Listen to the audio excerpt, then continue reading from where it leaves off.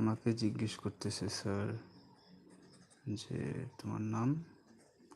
তা আমি বললাম স্যার আমার নাম জিয়াদ। তো বুঝতে পারিনি, বললো কি নেম আবার বলো। আমি বললাম স্যার আমার নাম জিয়াদ।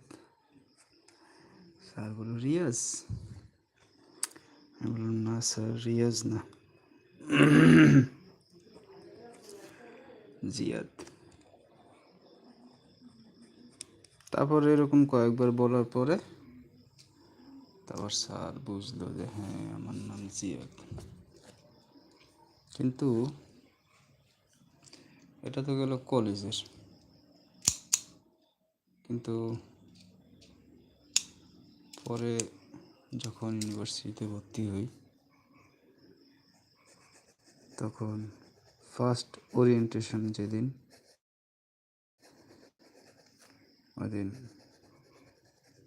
ওদিনও একটা মানে বিড়ম্বনার ভিতরে পড়ছি। সবাই সবার নাম জিজ্ঞেস করতেছে। তো ওরিয়েন্টেশনের দিন তো অনেক ছাত্রছাত্রী থাকে, সব ডিপার্টমেন্টের স্টুডেন্টরা ছিল এখানে। তো স্যার বুঝতে পারেনি, তারপরেও মানে দুইবার জিজ্ঞেস করার পর যখন দেখতেছে যে নামটা সে হইতেছে না, তখন সে নামটা স্কিপ করে অন্যজনের জায়গায় চলে। তো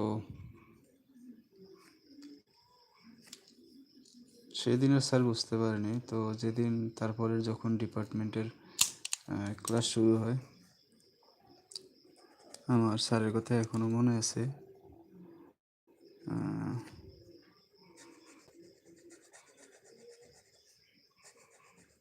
আক্তার স্যার।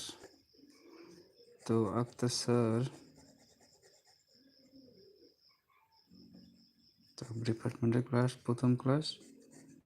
তো বলতেছে নাম বলুন সবাই সবাই। ইউনিভার্সিটিতে আমি যেহেতু প্রাইভেট ইউনিভার্সিটিতে পড়ছি, ওইখানে স্যাররা স্টুডেন্টরা আপনি করে সম্বোধন করে, আবার স্টুডেন্টরাও স্যারদের অনেক অনার করে কথা বলতে হয়। তো তো বলতেছে আপনার কি নাম? আমি বললাম স্যার আমার নাম জিয়াদ। বললো রিয়াজ? না স্যার জিয়াদ। ইয়াদ? না স্যার জিয়াদ। তার পিয়াস? না স্যার জিয়াদ। তারপর জিয়া জিয়া দুইটা সেইটা এরকম করতে করতে স্যার বুঝতেই পারলো না যে নাম কি। তারপর বললো যে আচ্ছা এক কাজ করেন, আপনার নামটা আপনি ব্ল্যাকবোর্ডে এসে লিখে যান। অনেস্টলি ভাই সেদিন আমার অনেক খারাপ লাগছে এই নাম নিয়ে, কারণ এমনই একটা নাম যে আসলে কেউই বুঝতেছে না নামটা কি। শেষ পর্যন্ত আমার ব্ল্যাকবোর্ডে গিয়ে আমার নিজের নাম লিখে তারপর আশা লাগছে। তারপর স্যার বুঝতে পারছে যে আমার নাম। তবে একটা জিনিস আনন্দ রাখা